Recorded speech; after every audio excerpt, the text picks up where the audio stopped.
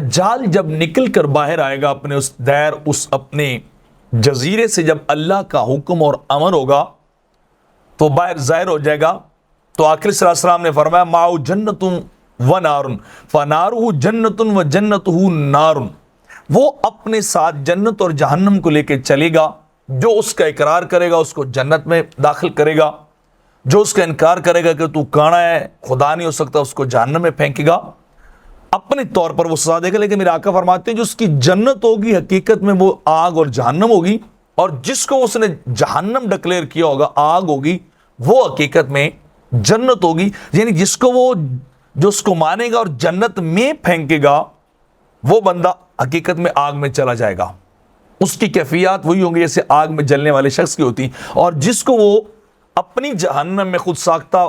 جہنم میں وہ پھینکے گا وہ بندہ حقیقت میں جنت میں جو ہے وہ چلا جائے گا۔ تو یعنی یہ اس کے ساتھ جنت اور جہنم ہوگی۔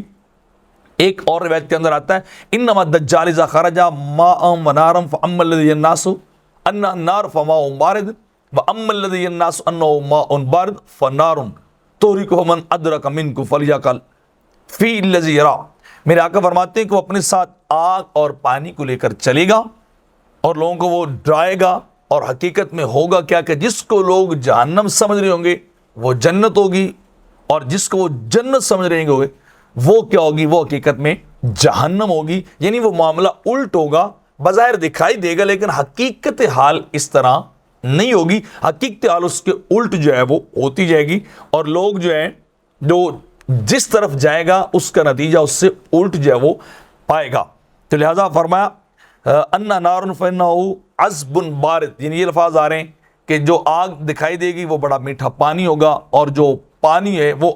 انتہائی آگ سے بھی زیادہ کھولتا ہو جو ہے وہ ہوگا۔ اس طرح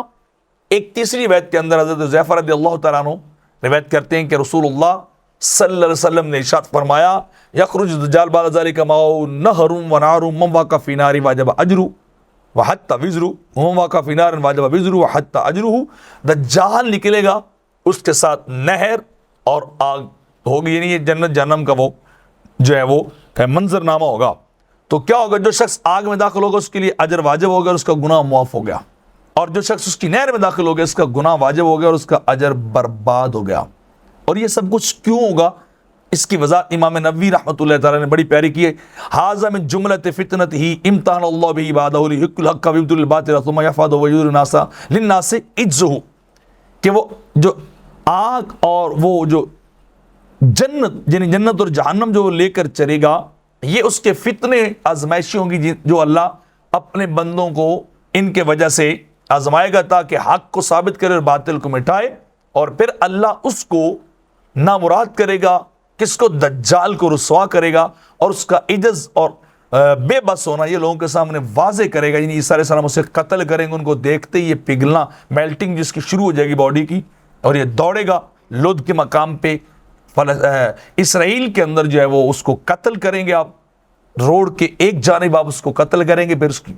لاش کو گھسیٹ کر دوسری جانب لے کے جائیں گے جہاں یہودیوں نے ایک بہت بڑی علامت کھڑی کی ہوئی ہے کہ وہ ہمارا جو ہے وہ دجال آئے گا، اسے اپنا وہ ہیرو مانتے، سپر ہیرو مانتے ہیں، اور وہ یہودیوں کو غالب کرے گا۔ یہ